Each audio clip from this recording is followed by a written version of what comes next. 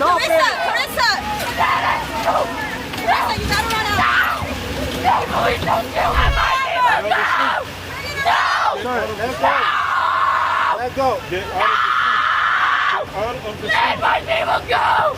Let my people go! Bring your dog! There's not... Wow. You know, when I watched that clip, I honestly think that person's got to be mentally ill. I'm not kidding. I mean, who the heck stands in front of a big rig like that? I mean, seriously, what do you think is going to happen? Because if you make a mistake, if you're dead or you broke legs, I mean, this is seriously, but I got to wonder who's driving that truck and what's going on. That is such a stupid thing. Does she think she's like Moses or something? She's going to part the seas? Let my people go. I want to discuss what's happening, though, because that's emblematic of things that are going on a bunch of different levels. First, the media. This type of behavior is 100% induced by them. They are basically encouraging people to do these kind of stupid things, and that's dangerous. But it is that type of celebrity and clickbait that the media is highlighting, thereby, in my opinion, encouraging that. People do that because they think they're going to get attention because they think the media will highlight it or play it. But the ICE disappearing people in the streets will you get in the way? Yes! If you are charged with enforcing any part of the president's unlawful executive orders, will you resist? Yes! Every single day, the media is pushing a narrative about immigration agents, Customs and Border Patrol agents, and the President Trump about what they're doing.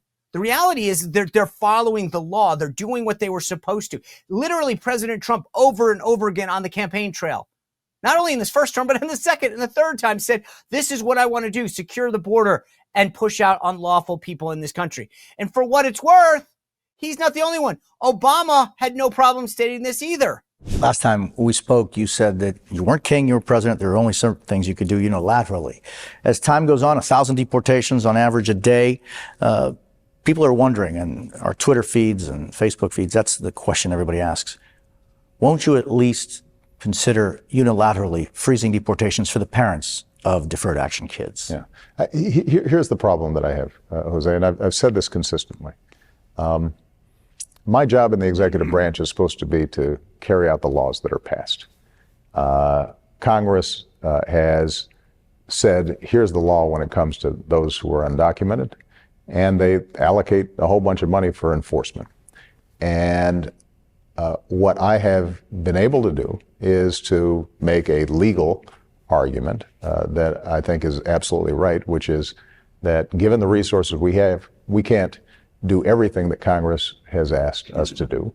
What we can do is then carve out the DREAM Act folks, saying young people who have basically grown up here are Americans that we should welcome. We're not going to have them operate under a cloud, under a shadow. But if we start broadening that, then essentially I would be ignoring the law in a way that I think would be very difficult to defend legally. So that's not an option. And I do get a little worried that advocates of immigration reform start losing heart and immediately thinking, well, somehow there's an out here. If Congress doesn't act, we'll just have the president sign something and that'll take care of it. We won't have to worry about it. You listen to him. Oh, yeah, the Constitution, the laws. You know, those kind of things that they always claim on the left are under attack. Obama had no problem saying that. This is what your job is as president, to follow the law. But when President Trump does it, oh, no.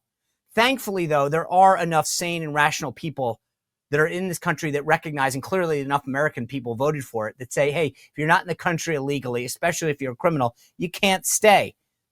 Even if that's the only law you broke, there's no reason that we should allow people in a nation of laws to say, yeah, I wanted to come here, so I broke a law so that I could come here to live under this. This is just not right.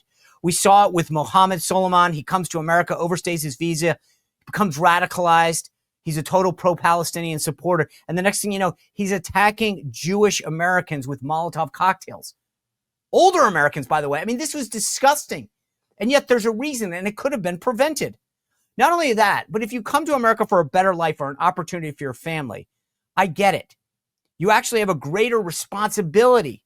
I'm going to let Arnold Schwarzenegger explain what I'm talking about. You got to do things legal, and those people that are doing illegal things in America and they're the foreigners, they are not smart. Because when you come to America, you're a guest. And you have to behave like a guest. Like when I go to someone's house and I'm a guest, then I will do everything I can to keep things clean and to make my bed and to do everything that is the right thing to do rather than committing a crime or being abusive or something like that. So that doesn't really work in this country. But look, my point on these people is that they miss the point. They literally have nothing else going on. Like this guy. Trump's a bitch. Yeah, why is that? I don't know. He's just, we don't like him. That's the word around here. Any particular reason why you don't like him? No clue at all. I'm just going with everybody else saying. Or this guy. You're giving me some tough questions about specifics. I don't have facts. I don't have like a sheet of information with me. Or these people. Did you vote for Obama and Biden? I did, yeah.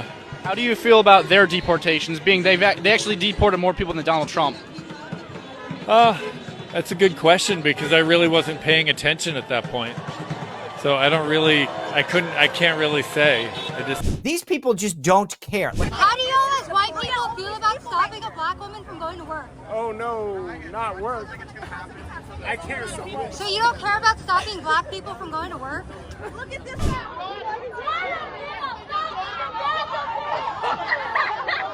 Like every perfect rouse, once everyone is riled up and taken to the streets, they're agitators, they burn everything down, they vandalize buildings, they break stuff up.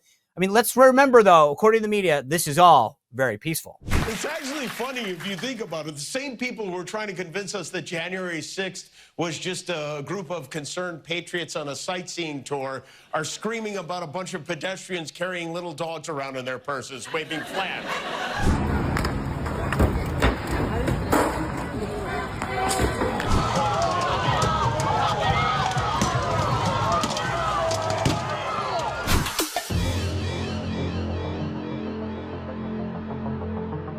Just again, I want to show you something that you probably never saw on the media because they won't show you this. You guys, they're looting.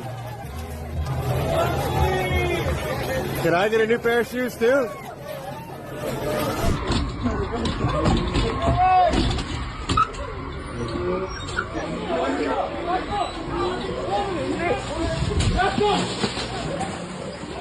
Watch out.